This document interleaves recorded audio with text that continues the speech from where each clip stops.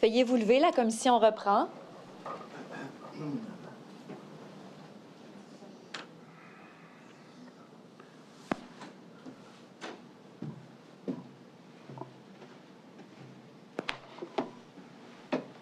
Bonjour. Vous vous asseoir.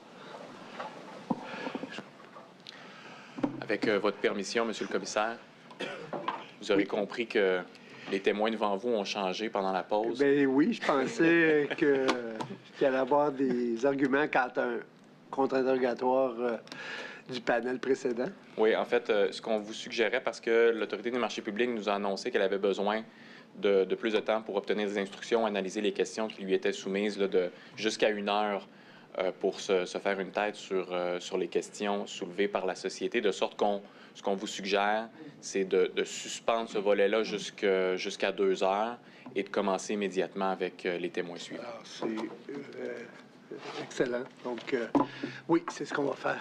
Bonne utilisation du temps et des ressources.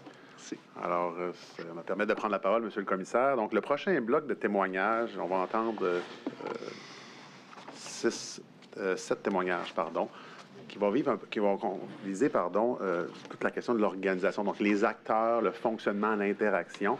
Donc, en un premier temps, ce que vous avez devant vous, c'est un panel là, je qualifierais d'une certaine forme d'experts et de faits, mais aussi d'experts de connaissances. Là. Je vais vous les présenter dans quelques instants. Donc, ils vont nous parler de la structure, du fonctionnement du gouvernement du Québec et de ses rapports avec la société.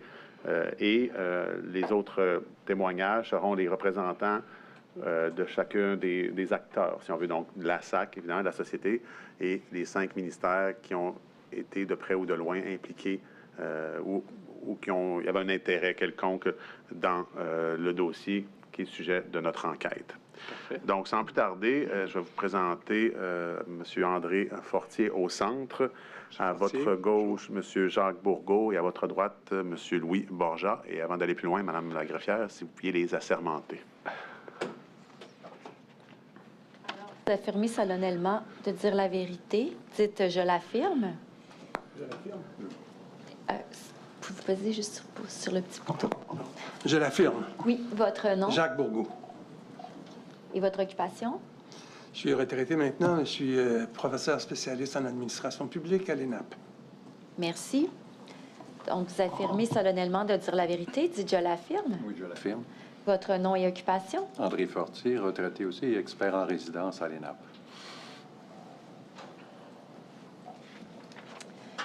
Vous affirmez solennellement de dire la vérité. Dites « je l'affirme ». Je l'affirme.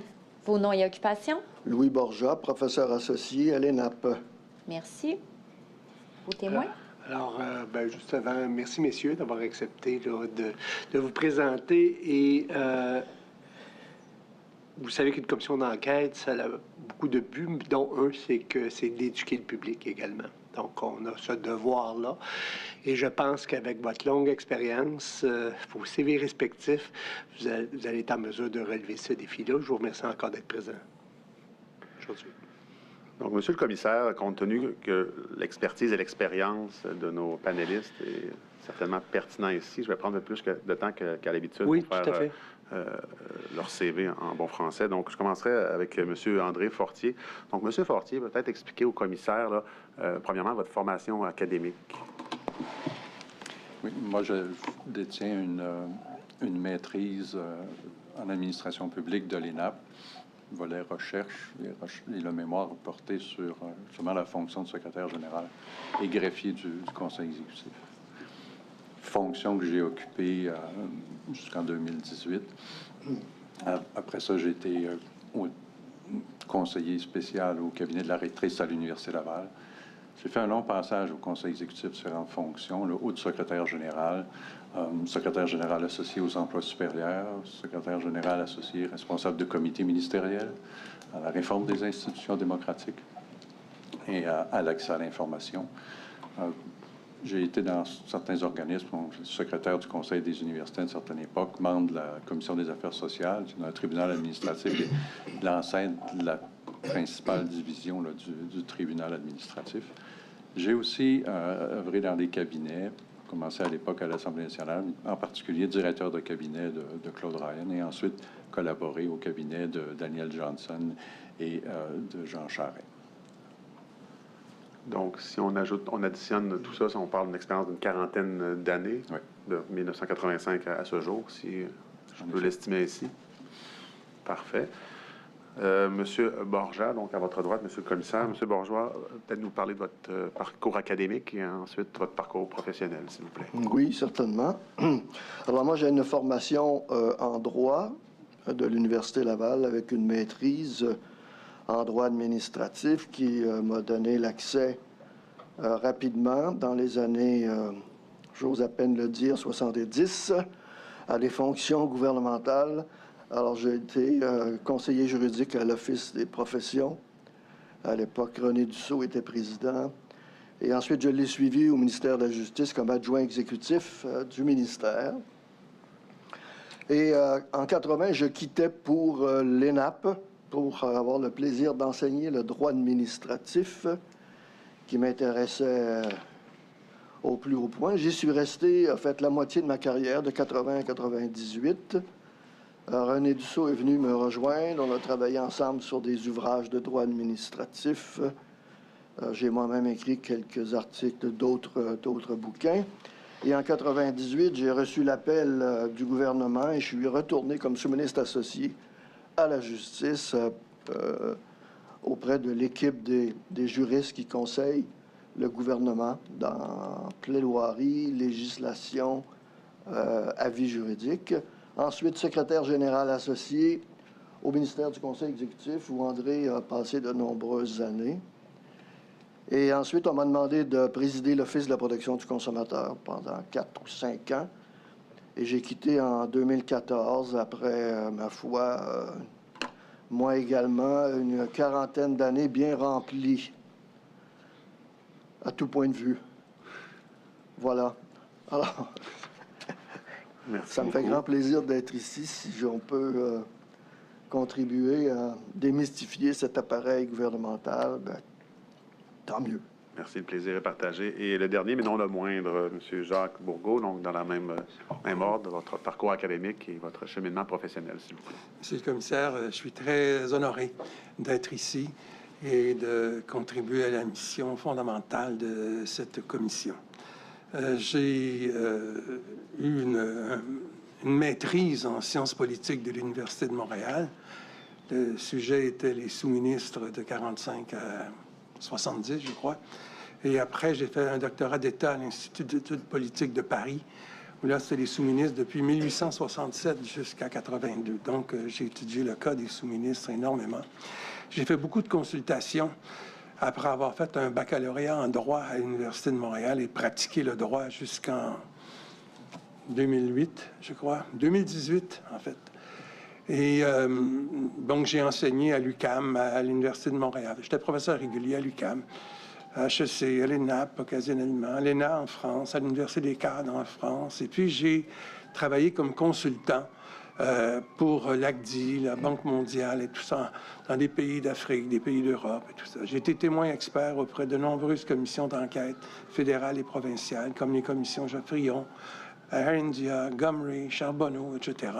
Étant très vieux, j'ai pu faire certaines affaires et j'ai publié pas mal des livres et puis des articles sur des questions, des rapports entre l'administration et la politique et sur le management public. Actuellement, je rédige un cours pour l'ENAP sur la gouvernance de la performance au gouvernement du Québec. Merci beaucoup. Merci. Donc, je comprends qu'on n'est pas dans un procès civil, mais je pense qu'on aurait établi qu'on a des experts. Ici. Trêve de plaisanterie. Si on va à la diapositive suivante, donc c'est un peu la présentation de ce jour. Donc, ça va se décliner en 6 sections. Donc, premièrement, l'organigramme du gouvernement. Évidemment, on commence plus large et on descend. Le premier ministre et le conseil exécutif, les ministres, les sous-ministres, les ministères et les cabinets ministériels, parce que peut-être que souvent on pense que tout ça c'est la même chose, mais il y a des distinctions très importantes, particulièrement dans le cadre de notre enquête. Donc, si on va à la diapositive suivante, M. Borja, on a devant vous, et j'invite les autres panélistes, là, je sais qu'on a séparé la tâche. Moi, vous voulez le faire sous une forme de discussion également? Oui, bien, c'est ça. Il y a un leader ou un meneur par rapport à chacune des diapositives, mais j'invite les deux autres panélistes à compléter, nuancer ou quoi que ce soit. C'est le but aujourd'hui de faire la lumière parce que, comme vous avez pu voir, chacun a des expériences différentes, à des époques différentes, et le but, c'est d'avoir ce portrait-là. Non, ce ne sera pas un portrait parfait, ce n'est pas une loi, un règlement, mais d'avoir un portrait sur les possibilités ou comment je pourrais dire, la largeur du ruisseau, si on veut, tout dépendant dans quelle sphère on se trouve ou à quel niveau on se trouve. Donc, M. Borja, on exhibe ici une espèce d'organigramme du gouvernement.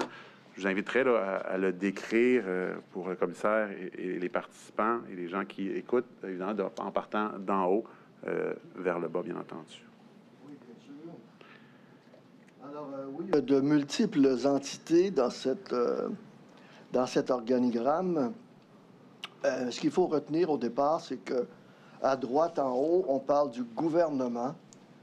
C'est certainement l'expression qu'il faut utiliser pour décrire l'ensemble de cet appareil gouvernemental.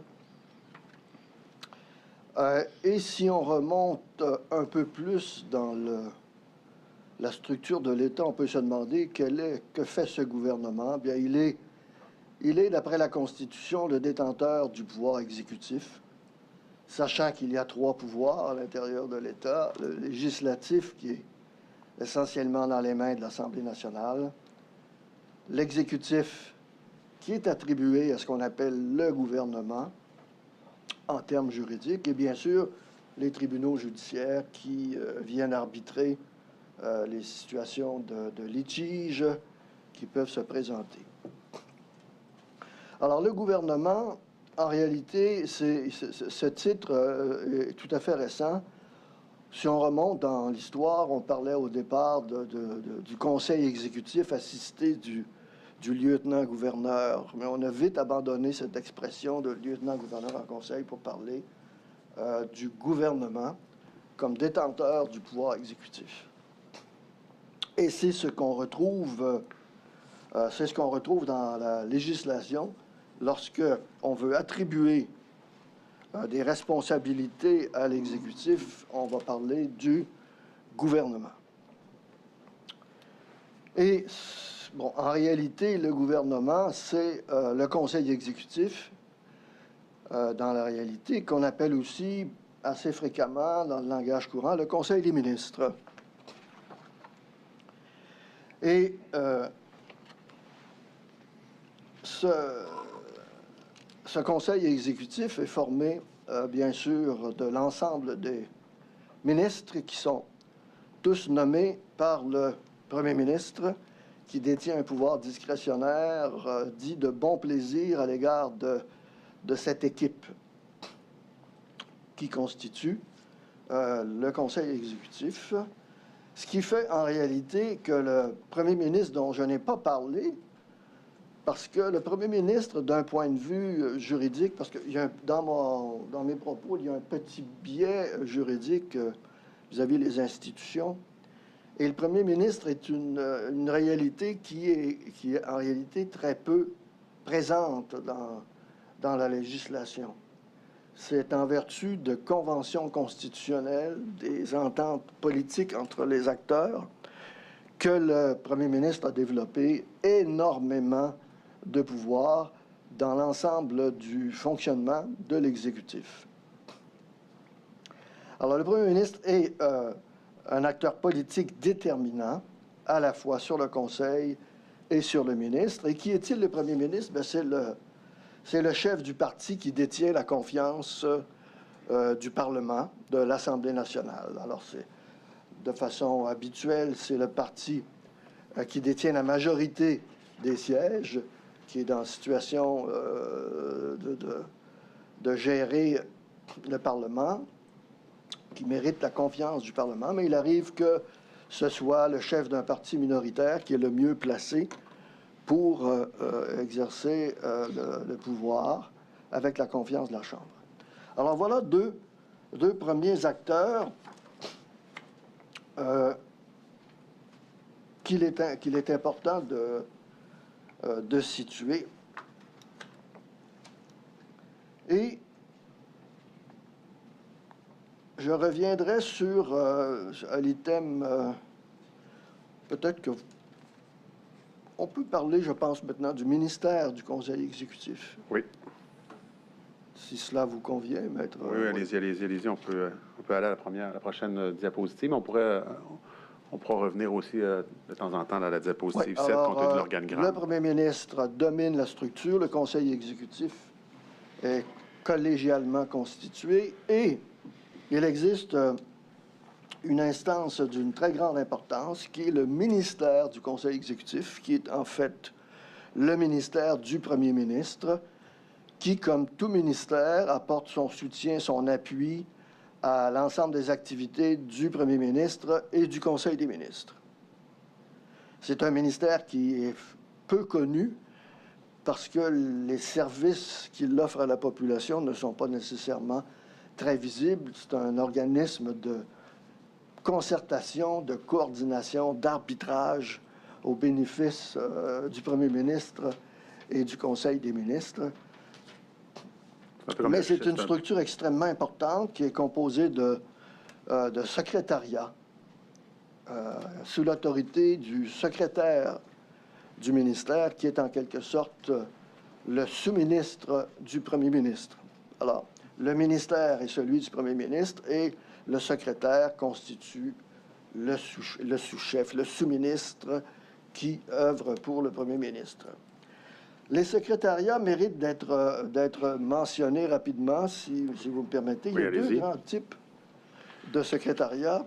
Il y a des secrétariats qui apportent leur soutien aux orientations politiques du gouvernement.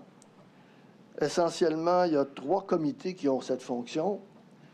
Un comité qui s'appelle le comité du développement des services aux citoyens et de l'économie et de l'environnement. On les appelle souvent le comité, l'un est un comité à vocation économique, l'autre à vocation sociale, et c'est dans ces 2 comités formés essentiellement de ministres. Tous les ministres font partie de sont répartis entre chacun de ces comités-là. Ce sont ces comités qui exercent le rôle formel de coordination et d'arbitrage lorsque des politiques, des règlements, des lois sont à soumettre au Conseil des ministres. Je vous arrête un instant. Donc, je comprends que chaque membre du Conseil des ministres siège sur l'un ou l'autre.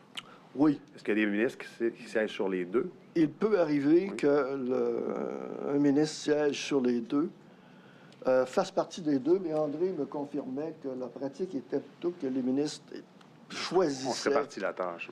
Pour pas ambitionner, en quelque sorte. Et ça, je comprends que c'est le filtre avant d'aller au Conseil des ministres, où qu'on va décider par décret. Donc, je comprends que ça passe par un de ces 2 comités-là, qu'on arbitre et qu'on décide les priorités et, ultimement, l'ordre du jour du Conseil des ministres. Et qu'on fait, ultimement, des recommandations. Parce que ces comités-là n'apparaissent pas, d'ailleurs, formellement dans l'organigramme qu'on vient de projeter. Pardon, parce qu'ils ne sont pas des structures décisionnelles. Ils sont là pour aviser, conseiller, suggérer des avenues. Alors voilà, et ces comités ministériels sont assistés de secrétariats. Chacun a son secrétariat, l'économique, le social. Puis il y a le comité de législation qui veille de son côté sur la législation. C'est là que j'ai été pendant 4 ans au ministère du Conseil exécutif. D'autres secrétariats sont aussi d'une très grande importance. On les appelle les secrétariats de mission.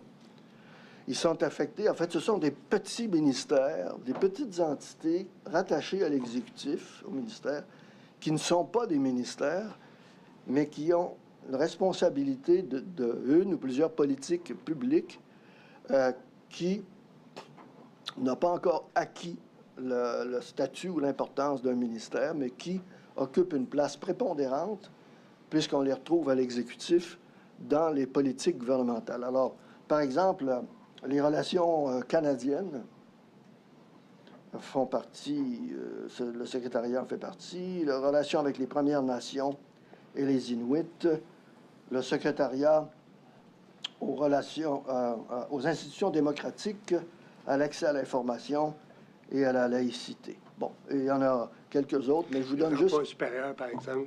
Les emplois supérieurs, ça se retrouve où? Ça fait Et partie. oui, les emplois supérieurs est dans une catégorie peut-être un peu à part dans tout ça.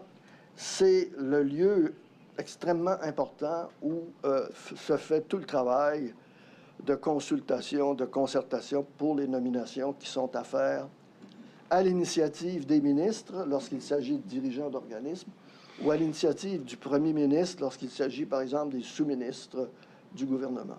Par exemple, je veux nommer un PDG de la SAC, je fais comment? PDG de la SAC, ça va certainement préoccuper les gens du secrétariat aux emplois supérieurs. Parce que oui, hein? Ainsi que la ministre responsable de cet organisme qui aura à préparer le décret de nomination par le gouvernement. Oui, tantôt, vous parlez de secrétaire général du bureau du premier ministre.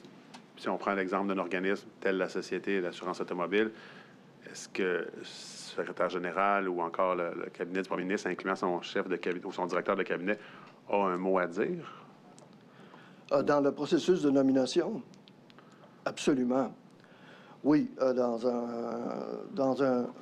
le cas d'un organisme d'une telle importance, il est certain que l'entité dont je n'ai pas parlé, qui est le cabinet du premier ministre, joue un rôle déterminant d'approbation du décret avant qu'il ne chemine auprès du Conseil des ministres.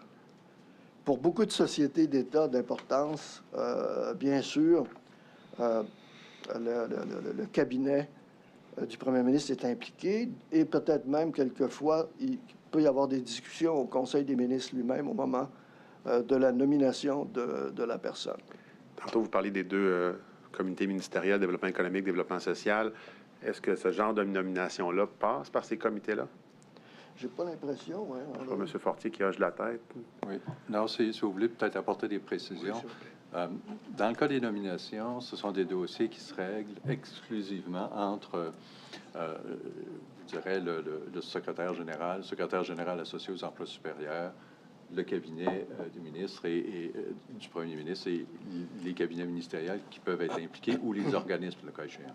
Parce que dans les nominations, en effet, il y a les sous-ministres adjoints, les présidents d'organismes, on pourra y revenir. Alors, ces discussions-là se font de la façon la plus confidentielle possible au sein du Conseil exécutif, ne sont pas soumis à aucun autre comité ministériel. Les dossiers sont acheminés directement au Conseil des ministres et le Conseil des ministres en prend connaissance lorsque les dossiers sont prêts et sont soumis, lorsque le premier ministre les met en ordre. Dans le cas des organismes, on pourra y revenir tout à l'heure. Vous avez soulevé la question, comment ça peut fonctionner. En fait, pour les PDG ou les premiers dirigeants des organismes, ça peut varier selon la loi constitutive. Dans certains cas, c'est sur recommandation d'un ministre. Dans d'autres cas, c'est à la discrétion du gouvernement. Et c'est introduit, surtout à la faveur de la loi sur la gouvernance des sociétés d'État, des mécanismes qui permettent à l'organisme de faire une recommandation. Alors, on va prévoir, soit dans les lois, maintenant dans la loi sur la gouvernance de société d'État, que le PDG va être nommé par le gouvernement sur recommandation de l'organisme. Donc, ça serait quoi, le conseil d'administration? Le conseil d'administration. Alors, il y a deux cheminements. Des fois, il y a une candidature qui peut être proposée par le gouvernement auprès de l'organisme. Alors, si l'organisme est d'accord, le conseil d'administration adopte une résolution en recommandant la nomination de la personne au gouvernement. Dans d'autres cas, l'organisme procédera à un processus de sélection. Donc, va aller avec l'aide, par exemple, de chasseurs de tête ou d'un processus lié aux ressources humaines. Donc, va identifier des candidats. Il va proposer quelqu'un au gouvernement. On recommandait toujours aux organismes d'avoir 2-3 candidatures parce qu'au-delà de la recommandation, même si on a pu identifier un candidat qu'on favorise ou une candidate qui convient davantage, il peut arriver toutes sortes de situations qui feront en sorte qu'on ne pourra pas conclure avec la personne et c'est pas mauvais d'avoir peut-être 1, 2, 3 options. Et ça, c'est le genre de dispositions, souvent qui sont discutées directement avec l'exécutif, avec les emplois supérieurs, d'autres fois par l'intermédiaire du ministre responsable des organismes. Alors, selon les circonstances, ça peut varier. Mais tout ça, ce processus-là se fait là, de façon assez étanche pour assurer, je dirais, la confidentialité, mais aussi faire en sorte que le processus peut se faire de façon sereine et peu importe les situations. Si ça vous précise. Là, ça précise énormément. Mais la nomination appartient au gouvernement, donc au premier, je dirais pas au cabinet du premier ministre, mais au Conseil des ministres, qui est sensiblement orchestré par le premier ministre. En fait, exactement. Et ça prend la forme d'un décret. Et c'est toujours le... On va dire un mot. Excuse-moi. C'est toujours le... Excusez-moi, le premier ministre qui décide de mettre le dossier à l'ordre du jour. Alors, si le dossier n'est pas réglé à la satisfaction des partis ou des gens concernés, le premier ministre ne le mettra pas à l'ordre du jour. Et quand ce sont des nominations qui proviennent d'organismes ou des ministres de tutelle, bien, ça prend toujours une recommandation du ministre responsable. Il n'y a aucun dossier qui arrive au Conseil des ministres qui n'est pas transmis par un membre du Conseil des ministres. Donc, il n'y a aucun organisme, il n'y a aucun ministère qui a accès administrativement ou directement au Conseil des ministres. Il faut toujours procéder par un ministre pour obtenir éventuellement une décision là, du Conseil. Incluant le premier ministre. Par exemple, Incluant le premier ministre. lorsque j'étais président de l'Office de la protection du consommateur, qui relevait du ministère de la Justice, on avait des pouvoirs de réglementation, de nomination à des niveaux inférieurs, et tout cela était acheminé au secrétariat du ministère pour être examiné par le ministère, mis sous forme de décret pour la signature du ministre et ensuite être cheminé au conseil exécutif dans un processus qui est très formalisé en termes de temps et de format de prise de décision. Si je reviens, donc, vous avez parlé de ministre sous tutelle. Pouvez-vous élaborer un peu, M. Fortier? Oui. En fait, tous les organismes sont rattachés à un ministre. Le ministre a un portefeuille, donc il peut y avoir plusieurs organismes ou de son ministère. On parle de ministre avec portefeuille. On va y revenir en détail. Oui. Mais donc, tous les organismes, soit en vertu de la loi constitutive ou en vertu de décret, parce que dans certains cas, c'est des choses qui sont précisées dans le décret de désignation là, du ministre, on va indiquer la responsabilité. Alors, encore une fois, il n'y a pas d'organisme qui n'est pas rattaché à un ministre de tutelle. Justement, pour toutes ces questions administratives et même de décision, il faut être capable d'identifier le canal là, de responsabilité à la fois du ministre et de qui ces organismes-là relèvent. Donc, je trouve ça très intéressant ce que vous dites. Donc, on parle de rattachement, on ne parle pas de lien hiérarchique. On a entendu l'autorité des marchés publics tantôt. Bien évidemment, il doit y avoir un ministre, pas comment vous l'appelez, parrain ou responsable. Je pense que dans ce cas-là, c'est le secrétariat du Conseil du Trésor. La SAC, c'est le ministère des Transports. Peut-être une nuance, c'est que dans le cas, c'est pas le secrétariat du Conseil du Trésor, c'est la présidente du Conseil du Trésor. Alors, les organismes sont rattachés directement à l'autorité politique. Il n'y a pas de lien hiérarchique avec le ministère du ministre. Ça, il y a la totale indépendance que la loi prévoit. L'indépendance. La nuance qu'il faut voir, c'est qu'en termes, selon la loi constitutive, il peut y avoir des attributions particulières au ministre. Par exemple, pour la SAC ou la plupart des organismes, lorsque la loi prévoit qu'un règlement doit être approuvé par le gouvernement, alors ça, c'est de la responsabilité du ministre. L'organisme doit communiquer avec le ministre, faire les arrangements nécessaires, comme M. Borja l'illustrait tout à l'heure, et éventuellement, c'est le ministre qui signe. Alors, le ministre aussi, on pourrait y revenir, mais il y a un pouvoir général de surveillance. Ça fait partie de son portefeuille. Est-ce que oui ou non, ça va bien? Il y a un pouvoir général aussi de dénoncer des orientations, des directives en matière d'orientation qui découlent aussi de la loi sur la gouvernance des sociétés d'État. Dans certains cas, il faudra que ces orientations-là ou ces directives soient communiquées publiquement. Dans d'autres cas, il y a des nuances ou il y a des objets pour lesquels le ministre va être appelé à donner son autorisation, son approbation.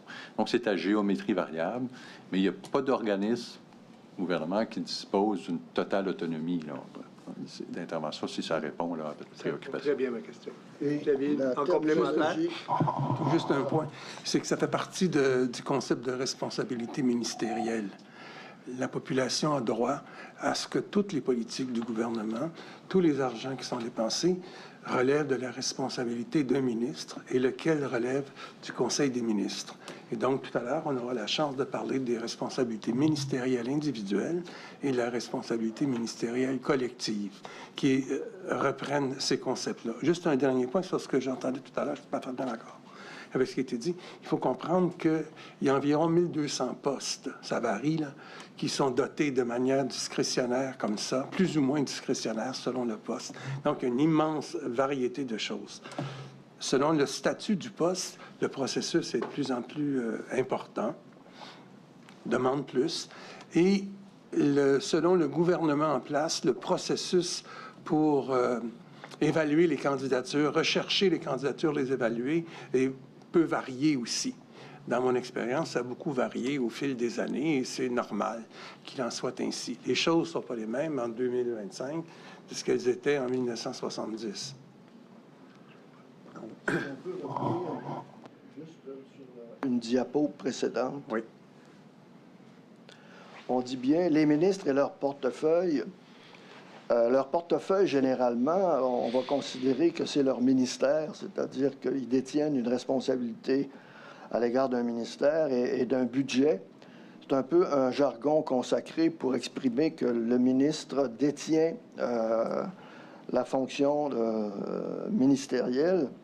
Mais il arrive qu'il y ait des ministres qui soient sans portefeuille formellement, mais avec une responsabilité. Comme par exemple, au Québec, on a traditionnellement des ministres responsables des régions qui peuvent être des ministres avec portefeuille, mais quelquefois, ce sont des ministres qui n'ont pas nécessairement de portefeuille particulier. Et d'autres fois, le ministre a son ministère et s'y ajoute la responsabilité précise d'un secrétariat supplémentaire. Si je résume là, la dernière partie de question, donc, ce qui nous concerne, parce que là, on s'entend que tout le monde on concerne notre mandat, c'est-à-dire qu'on parle d'un programme CASA qui relevait là, de la Société Assurance Automobile du Québec, qu'on va appeler la Société. Donc, le PDG de la Société est nommé par décret du Conseil des ministres à la recommandation du ministre des Transports, puisqu'il a que la SAQ fait partie de son portefeuille ou de ses responsabilités. Mais il ne fait pas ça seul. Il va consulter l'organisme, donc son conseil d'administration, mais également le bureau du premier ministre et l'équivalent de son sous-ministre, c'est-à-dire le secrétaire général. Et qui dit premier ministre dit également chef de cabinet du premier ministre. Est-ce que cette information-là résume bien ce qu'on vient de dire? Peut-être juste une technicalité. Oui, allez-y. Le PDG est nommé par le gouvernement sur recommandation de l'organisme. De l'organisme aussi, OK. C'est sûr que si le ministre veut pas signer le décret pour le transmettre au Conseil des ministres, là, il y aura deux situations. Le gouvernement peut s'en saisir parce qu'il y a la recommandation à ce moment-là. Et il faut voir que dans ces cas-là, les décrets, nomination des PDG, sont essentiellement préparés aux emplois supérieurs. Donc, on fait la liaison à l'exécutif avec les ministres concernés. On s'assure que le processus de sélection, de recommandation, selon la loi, a été respecté. Et là, on s'assure aussi de faire le point. Est-ce que la candidature convient? On négocie les conditions de travail. Et lorsque tout ça, c'est bouclé. Mais techniquement, c'est l'organisme qui recueille. C'est l'organisme qui... Mais c'est le ministre qui est porteur de la recommandation. Exactement. Pour le Conseil des ministres. Alors, généralement, ça va assez bien. Là. Les gens se parlent, puis on se communique. Mais ce que la loi va dire, si on va regarder la chose précise, c'est bien sur recommandation à ce moment-là de l'organisme.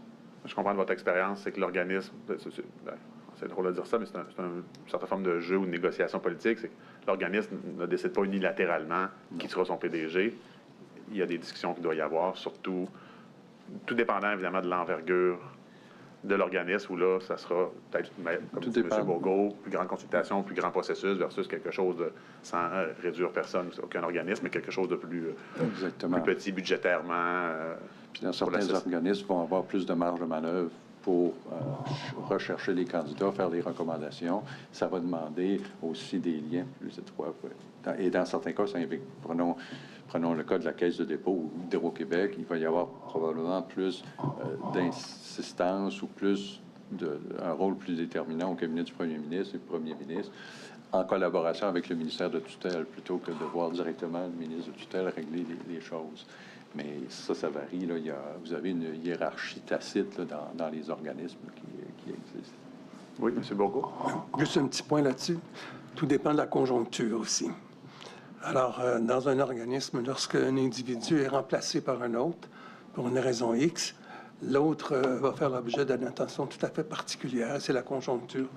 Ça peut dépendre de l'orientation gouvernementale qui change. Par exemple, en matière d'énergie, de production d'énergie, tout ça, eh bien, on cherchera quelqu'un qui porte l'orientation désirée par le gouvernement. Par exemple, dans un organisme, il y a des problématiques et on nécessite un coup de barre, par exemple, pour ramener des finances, quoi que ce soit. Bien évidemment, ça va venir généralement du bureau du premier ministre. Tout à fait. Si vous permettez, cet élément-là est important parce que c'est des choses qui vont se discuter. Ça peut venir du premier ministre, ça peut venir des préoccupations du ministre aussi, qui est plus près de l'organisme qui a vu aller. Mais c'est sûr qu'on va tenir compte du contexte. Alors, si dans un contexte, un organisme fonctionne bien depuis des années, tout le monde fait confiance, plus de marge de manœuvre. Un organisme qui connaît des problèmes, bien là, tout le monde va apporter une attention plus particulière au choix du PDG, puis dans certains cas aussi des membres du conseil d'administration. Donc, encore une fois, là aussi, les situations particulières sont à géométrie variable. Parfait. Dans la petite question, même pas. Ah, oui. On va revenir sur la notion de décret, qui est l'item. Oui, qui est fondamental, parce que les gens comprennent mal. Là. On va au point 5 de la diapositive à l'écran. Oui. Oui, on vous écoute. Mais vous avez peut-être une question. Non, c'est une question complémentaire avant de passer au prochain point, mais okay. Allez-y, on vous écoute. Alors, si on peut revenir sur le point 5, là, c'est... Les décrets, en fait, c'est la forme de décision que prend le gouvernement.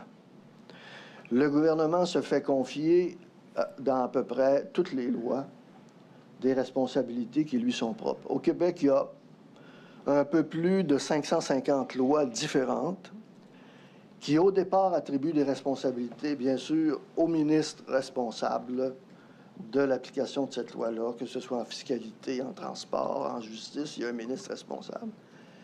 Mais au-delà des pouvoirs du ministre, la plupart des lois considèrent qu'il y a des pouvoirs qui doivent être attribués collégialement à l'ensemble des ministres.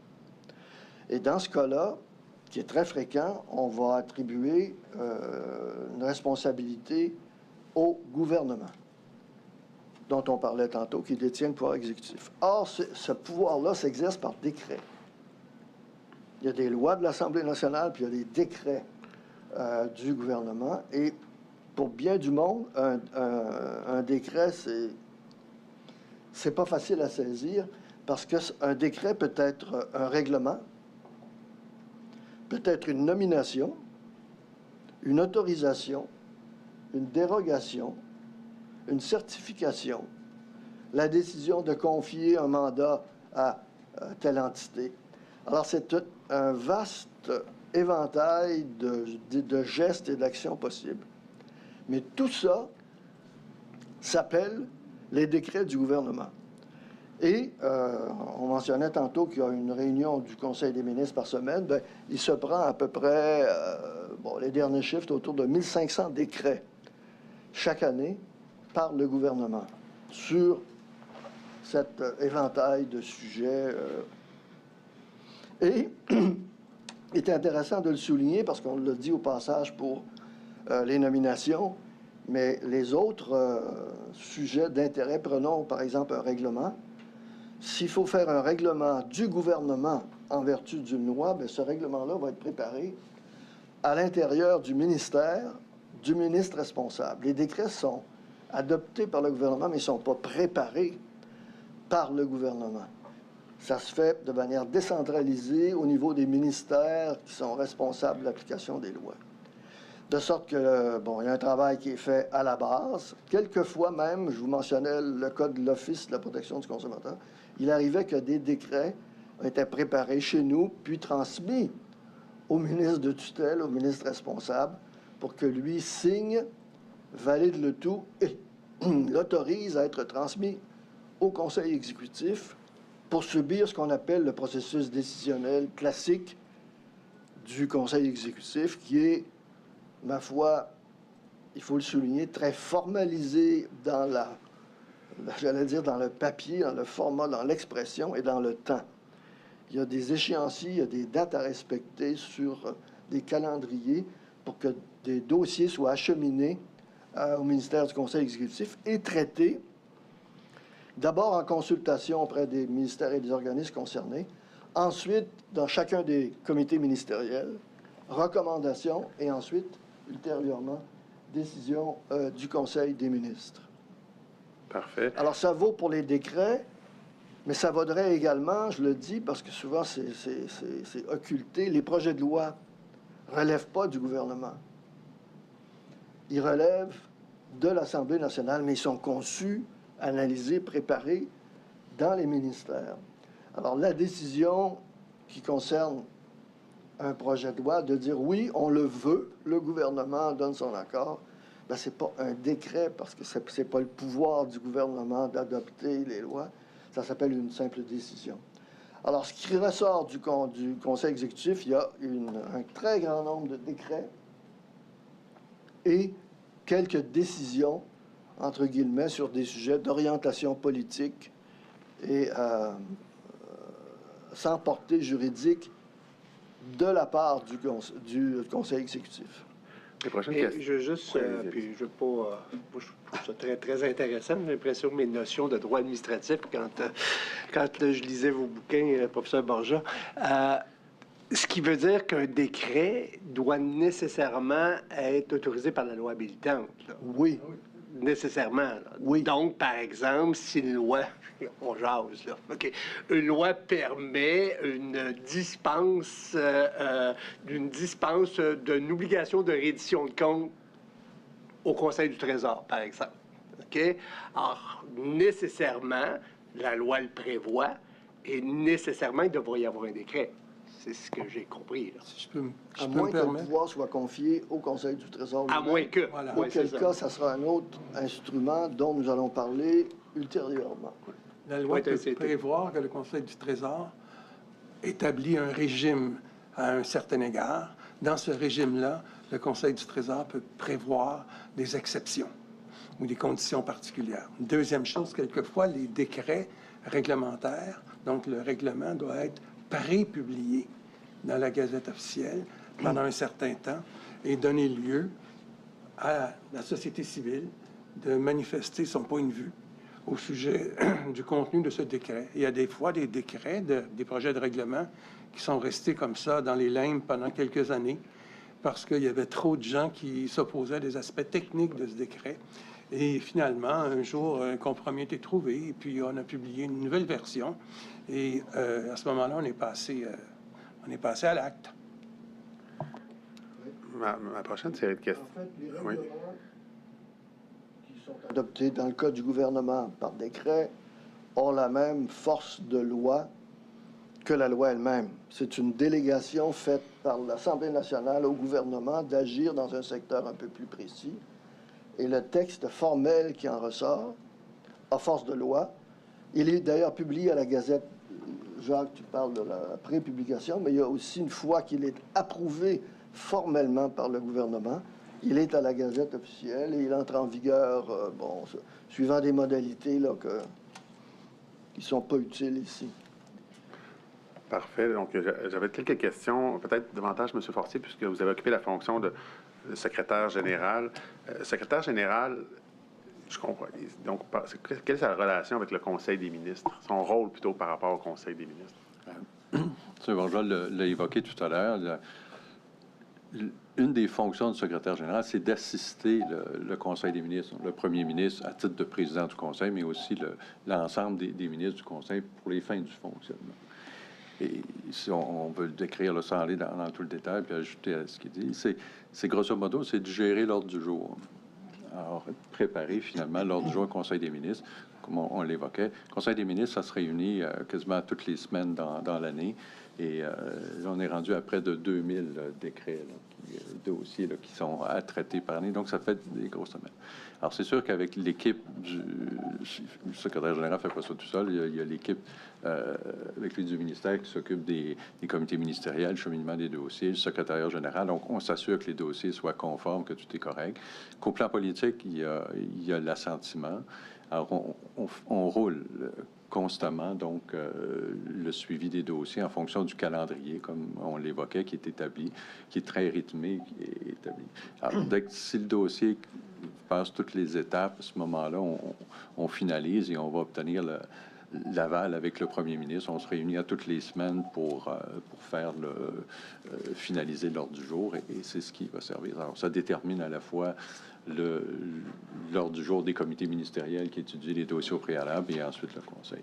Ça, c'est le gros dossier. Ensuite, il y a toutes les questions, tous les dossiers pour lesquels on va demander l'intervention du secrétaire général pour essayer de régler un problème ou un dossier en particulier dans certaines situations, soit qu'on veut l'éclairage, ou encore quand il y a des dossiers d'actualité plus importants, là où le secrétaire général, encore une fois avec son équipe, va coordonner l'action du gouvernement ou les interventions au plan administratif. Dans certains cas, on va avoir même des comités qui vont réunir les hauts fonctionnaires et les ministres responsables des dossiers pour accélérer les choses. Donc, c'est vraiment, là, je dirais, une coordination, là, un centre nerveux là, du fonctionnement du gouvernement, à la fois dans les activités quotidiennes ou régulières et les activités là, plus... comment je pourrais dire, plus prenantes, là, qui vont soit défrayer l'actualité ou qui ne défraient pas l'actualité parce qu'on réussit à les régler là, avant que ça sorte. Il faut ajouter, André, l'autorité hiérarchique sur les sous-ministres que vous avez exercé vous-même oui, en fait, à l'endroit de vos collègues sous-ministres et l'existence du forum des sous-ministres qui est oui, en fait, un lieu d'échange très, très important. Si on peut dire brièvement, donc, comme sous-ministre du ministère, donc le secrétaire général agit comme sous-ministre de tous les sous-ministres qui sont là, y compris les sous-ministres responsables des secrétariats de mission qu'on évoquait tout à l'heure, qui sont rattachés avec des ministres. Par exemple, le secrétariat aux relations québécois, aux relations avec les affaires canadiennes, les affaires autochtones et tout ça. Donc, le sous-ministre a autorité sur ces gens-là, y compris les sous-ministres adjoints qui sont responsables de d'autres comités. Il supervise, et on pourra y revenir aussi tout à l'heure, donc il supervise l'action ou les activités des sous-ministres en lien avec les ministres aussi. Donc, il y a un rôle qui est assez particulier, qui n'est pas écrit nulle part, là, qui fait partie des conventions. Mais comme sous-ministre du premier ministre, ça donne l'occasion là, de faire faire. Et comme on est impliqué aussi dans les nominations, bien là, il y a des soucis particuliers où il y a le secrétaire général va s'assurer le plus possible que les équipes fonctionnent bien là, au quotidien dans tout ça. Et si je suis sous-ministre, mon supérieur, c'est le secrétaire général ou le ministre? Le sous-ministre relève du ministre au sens de la loi, parce que lui, il détient l'autorité. Mais il y a comme un peu ce que j'évoque à l'occasion d'une triple loyauté du sous-ministre. Il y a le secrétaire général qui voit l'application des règles d'éthique qui s'appliquent aux administrateurs d'État, mais il est impliqué dans ce choix de la nomination du sous-ministre. On a travaillé avec les sous-ministres. Donc, pour le secrétaire général, il veut s'assurer d'avoir quelqu'un sur qui il peut compter, puis de façon à faire le travail aussi. Il va coordonner la nomination avec le premier ministre, qui a le dernier mot en bout de course, et aussi le cabinet du premier ministre, parce que le souci, c'est de faire une bonne équipe entre le ministre, le sous-ministre, le secrétaire général, de façon à ce que les choses fonctionnent et qu'on on ait, là, comment je pourrais dire, un équilibre des différentes fonctions. Mais dans la croyance populaire, on dit toujours que le secrétaire général, c'est le grand boss des fonctionnaires, que c'est le patron en chef de tout le personnel administratif. C'est faux, ça. C'est inexact, parce que techniquement, le secrétaire général n'était pas en lien d'autorité sur le sous-ministre. Un secrétaire général ne peut pas ordonner à un sous-ministre, comme le sous-ministre pourrait le faire à un sous-ministre adjoint, de prendre telle décision administrative dans son ministère. L'exercice est différent. C'est sûr que si le secrétaire général s'adresse à un sous-ministre en disant écoute, le gouvernement ou du côté du cabinet du premier ministre ou du premier ministre, on souhaite aller dans telle direction, on va trouver le terrain d'entente, puis on ne jouera pas la ligne hiérarchique. D'autant plus le secrétaire général, c'est lui qui fait l'évaluation des sous-ministres. Là-dessus, il est le seul à le faire, donc il fait l'évaluation, puis à un moment donné, il va dire au premier ministre, ah ben on a quelqu'un qui travaille bien, qui collabore, dans ce cas, c'est un petit peu plus rétif. Alors, ça va avoir une incidence sur la carrière. C'est l'aspect non écrit, mais qui est très présent au quotidien. Alors, c'est pour ça qu'il y a cette forme de triple loyauté. Le sous-ministre sait qu'il doit sa nomination au premier ministre, que le secrétaire général y joue, bien qu'il relève du ministre. Et ça, c'est un peu le génie du système, parce que ça permet, autrement dit, des canaux de communication que ne permettrait pas si un système qui serait trop rigide. Un ministre qui exige de son sous-ministre de faire des choses qui ne seraient pas permises par la loi, par exemple, ou qui posent un certain nombre de problèmes. Contraire à l'éthique, par exemple. C'est ça. Alors, à ce moment-là, le sous-ministre est dans une situation où il peut alerter. Il peut alerter le secrétaire général, qui va faire le lien, puis on va aller vérifier ce qui se passe. L'inverse aussi est possible. Un ministre peut détecter des gestes qui se pose dans son ministère, il pense que son sous-ministre est impliqué, et là, il va alerter le secrétaire général, on va dire, peux-tu aller voir qu'est-ce que ton gars fait là, ou qu'est-ce que ta madame a fait là, parce que là, il y a quelque chose qui va pas. Je résume, puis je caricature un peu, mais donc, la qualité du système fait qu'on réussit à trouver les arbitrages lorsqu'il y a des situations ou des frictions qui se présentent. Monsieur le commissaire, on aura... Juste un instant, monsieur, on aura l'occasion, on descend dans l'organigramme. On va passer bientôt au ministre, au sous-ministre. Je pense que M. Bourgault va pouvoir nous entretenir très rapidement, M. Bourgeat.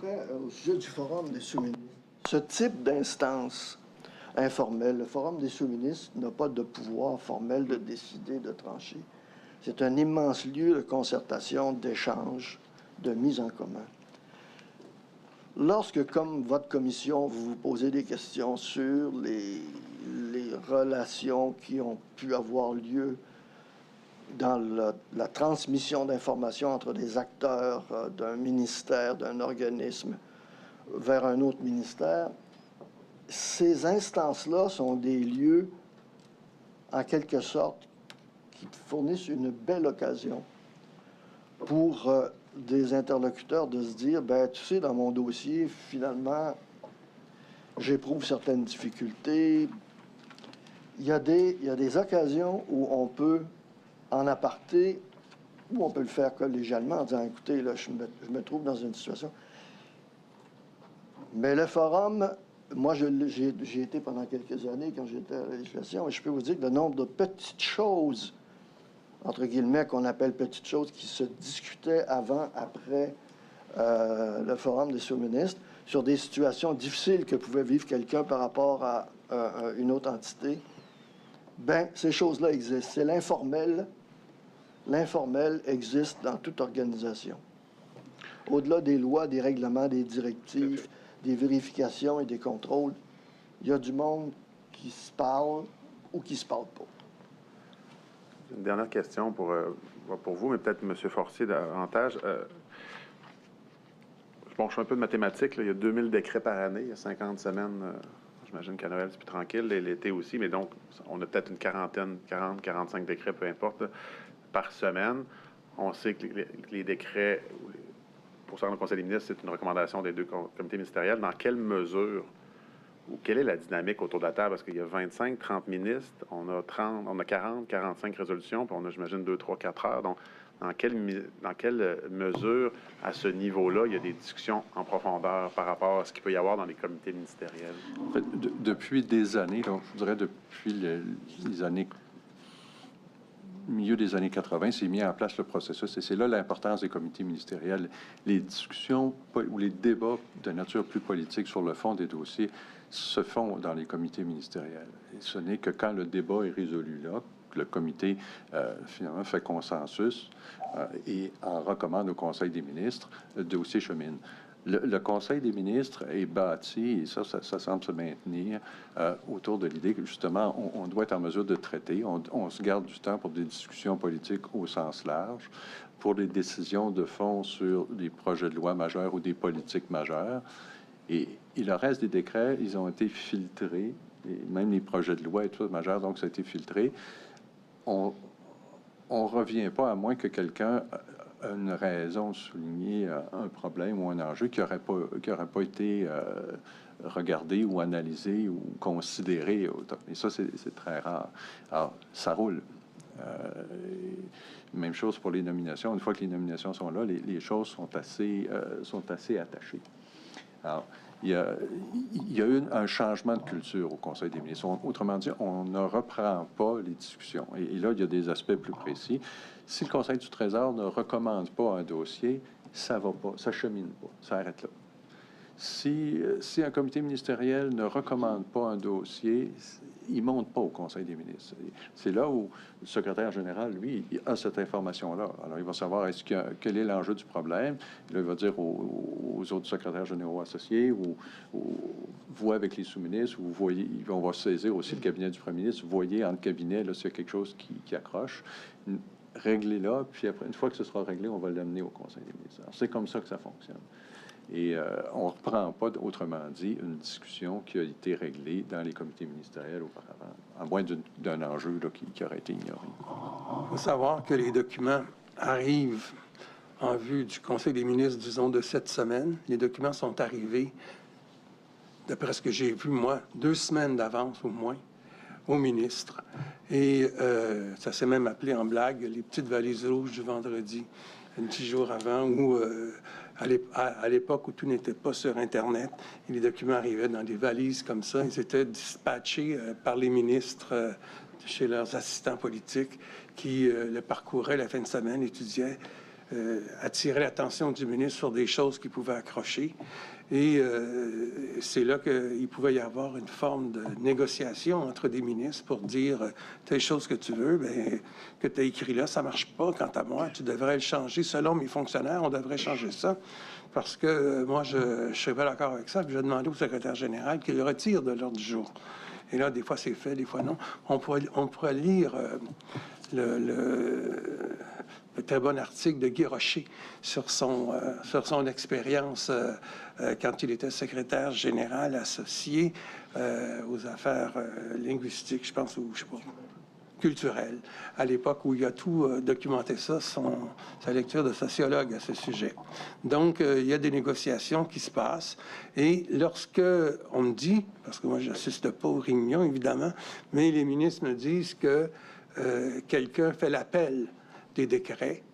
Alors, ça serait, mettons, 2025. On est en quoi, là? En mars, avril, donc on doit être à peu près au numéro 750. Donc, 2025, 750.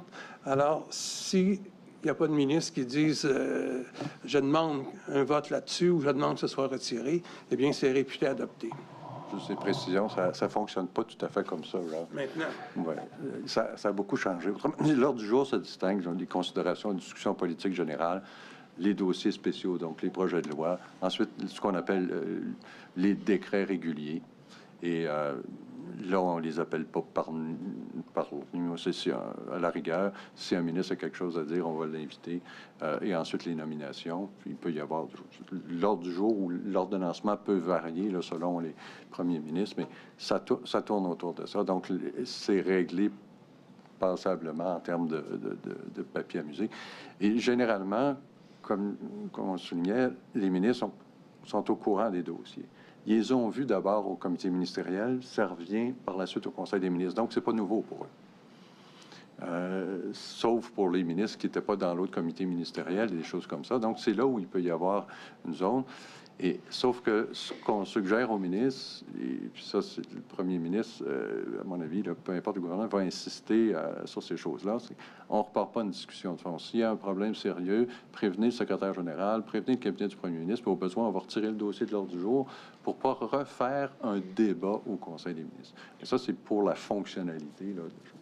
Parce que si les conseils des ministres s'éternisent, à ce moment-là, c'est l'efficacité même de l'organe qui est en cause. Tantôt, vous avez mentionné aussi l'approbation du Conseil du Trésor. Donc, je comprends que moi, je suis ministre de peu importe le ministère et j'ai un projet, donc je dois, encore une fois, corrigez-moi ou nuancer, mais je dois convaincre mon comité ministériel responsable du sujet et le Conseil du Trésor. Pour la plupart des dossiers, surtout quand il y a des incidences budgétaires, le ministère des Finances va donner son avis. Si le ministère des Finances souligne un problème, ça va être difficile de contourner l'avis du ministère des Finances. Mais formellement, si le Conseil du Trésor ne donne pas son accord à un dossier qui engage la responsabilité, le dossier arrête là. Et le ministre ou l'organisme doit résoudre la difficulté avec le Conseil du Trésor avant de revenir. Et ça, c'est bien établi. Et ce qu'on dit aux gens, c'est que le Conseil des ministres ne siège pas en cour d'appel du Conseil du Trésor. Ça, c'est un gros changement de culture. À une époque, dans les années 60, même jusque ça a commencé à changer dans les années 70.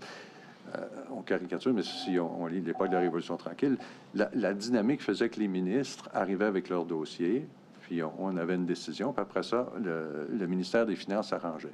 Alors, dans le cas de Jean Lesage, ça pouvait se défendre, parce qu'il était premier ministre et ministre des Finances. Les gens ont tendance à l'oublier, mais il y a des choses qui ont accéléré le processus de la Révolution tranquille, c'est quand celui qui détient les cordons de la bourse décide aussi comme premier ministre. Et ça, le dernier qui a accumulé ces fonctions-là, c'est Robert Bourassa au tout début de son mandat, où là, on a adopté la loi sur l'administration financière, et là, on a créé formellement le Conseil du Trésor avec tous les mécanismes. Alors maintenant, ça s'est raffiné, et aujourd'hui, l'autorité du Conseil du Trésor sur les questions là, qui relèvent de sa compétence est respectée par rapport au processus décisionnel. Alors, s'il n'y a pas d'accord du Trésor... Il n'y a pas d'accord, ça ne chemine pas. Est-ce que ça a changé depuis que je n'y suis pas? Mais je serais très étonné.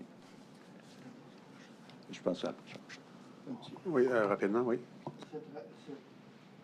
Cette réalité qu'on vient de mentionner fait en sorte que la règle d'or pour un ministre dans son ministère qui veut faire avancer un dossier, quel qu'il soit, c'est de faire toutes ces consultations au préalable, de ne pas dire on va foncer dans le Trésor puis on va voir ce que ça va donner, on va foncer dans l'agriculture puis on verra bien.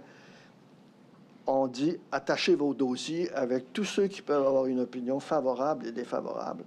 Parce que le jour où ça rentre dans la machine de l'exécutif, ça va immédiatement bloquer. Si le Trésor dit j'ai jamais entendu parler de ça, ou si le ministère des Finances dit que c'est quoi ça? C'est un travail collectif, collégial, qui implique le respect des autres politiques puis des autres mandats des autres ministères. Et ça, c'est une discipline qui n'est pas toujours facile à